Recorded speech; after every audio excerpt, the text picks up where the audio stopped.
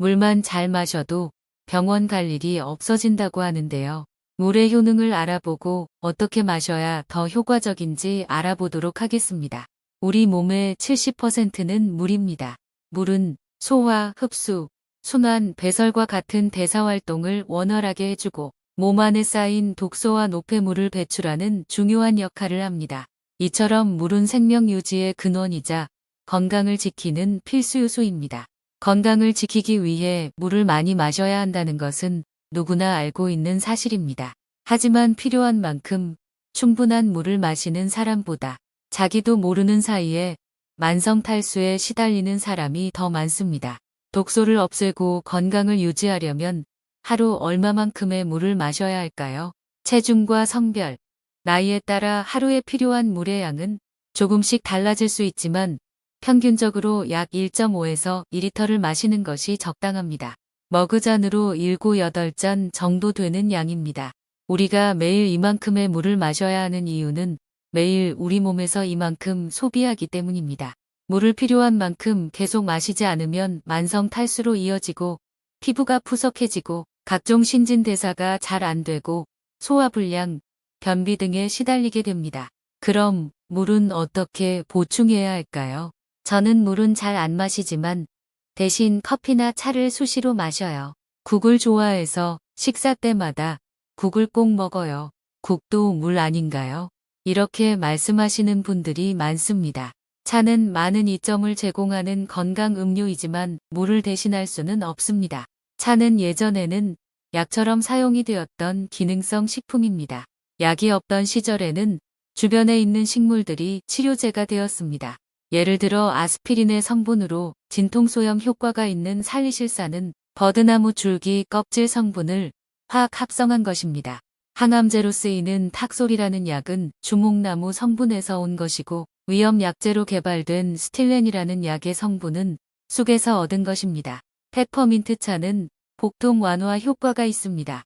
로즈잎과 같은 장미꽃, 히비스커스와 같은 차는 항산화 작용을 하는 파이토케미컬이 풍부해서 피로회복과 피부 미백 효과가 있고 카모마일은 진정작용이 있어 안정을 취하고 싶을 때 편안히 휴식하는 저녁에 마시기 적절합니다.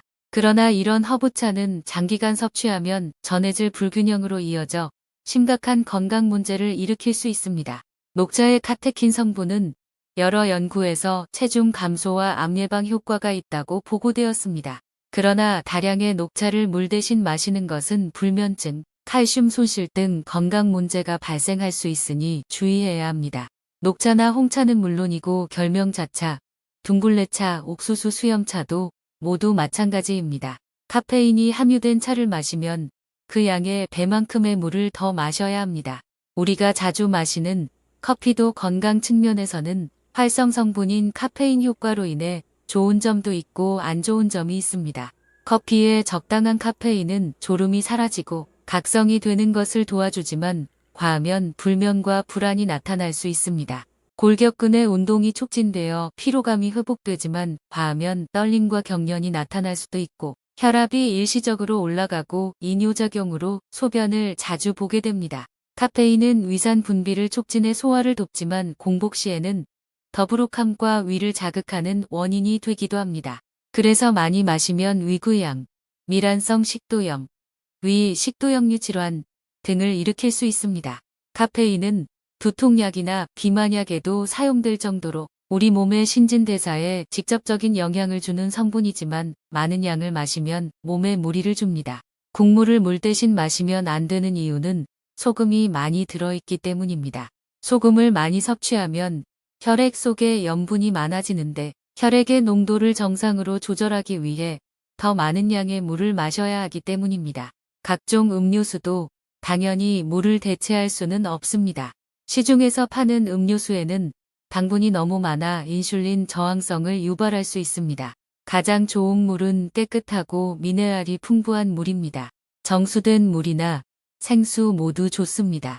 맹물이 비리다고 느껴지시는 분들은 물에 레몬 한 조각을 넣으면 훨씬 드시기 편하실 겁니다. 물은 마실 때의 온도도 중요합니다. 우리 몸은 온도에 민감합니다. 몸속 장기도 마찬가지입니다.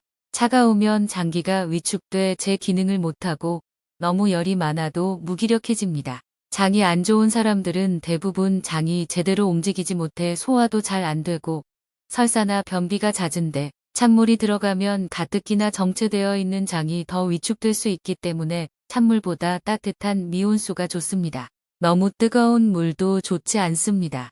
따뜻한 물은 신진대사를 활발하게 하고 장에 온기를 불어넣어 잘 움직일 수 있게 돕지만 너무 뜨거우면 식도 등 점막이 손상될 수 있습니다. 한 통계에 따르면 한국인이 하루에 마시는 물의 양은 1리터가 안 된다고 합니다. 하루에 필요한 물 섭취량의 절반도 안 되는 양입니다. 2리터의 물을 마시는 것은 쉬운 일이 아닙니다. 따라서 물은 한꺼번에 많은 양을 마시는 것보다 조금씩 여러 차례에 걸쳐 나눠 마시면 좀 수월하게 마실 수 있을 것입니다. 단, 식사하기 30분 전이나 식사 중에 물을 마시면 소화액이 묽어져 소화가 잘 안 될 수 있으니 주의하시기 바랍니다. 질병을 치유하는 모든 물질에서 물은 가장 효과적인 치유 수단입니다. 질병의 대부분은 물이 부족한 것과 연관되어 있습니다.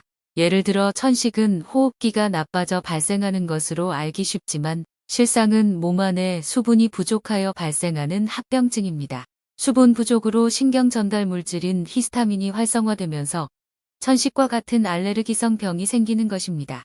물을 치료의 핵심으로 정의한 벤맨 갤리지 박사는 실제로 천식을 앓고 있는 아이들의 물 섭취를 늘리고 나서 병에서 벗어난 많은 사례를 보고하고 있습니다. 물은 몸에서 일어나는 거의 모든 질병을 예방하고 치료하는 최고의 약이며 신장의 부담을 덜어줍니다. 특히 노약자는 탈수로 체내의 수분이 다량 상실되면 장이 상하게 되므로 탈수가 일어나지 않도록 주의해야 합니다. 그리고 물은 혈액의 점도를 묽게 하여 동맥경화증, 심근경색, 뇌졸중과 같은 치명적인 질환을 막아줍니다. 그 밖에도 물은 변비를 해소하고 감기를 예방합니다. 그뿐 아니라 술을 마실 때 물을 마시면 간장의 부담을 줄여주고 물을 마셔 소변의 양을 늘려 알코올을 배설하면 혈액 속의 알코올 농도를 줄여 간장의 부담을 덜어줍니다. 또한 물은 알레르기 질병의 원인 물질을 배출하고 치료합니다. 이렇게 소중한 물, 간단하고 이미 잘 알고 있지만 실천하기 어려운 물 마시기. 자, 지금 따뜻한 물 한 잔 하러 가실까요?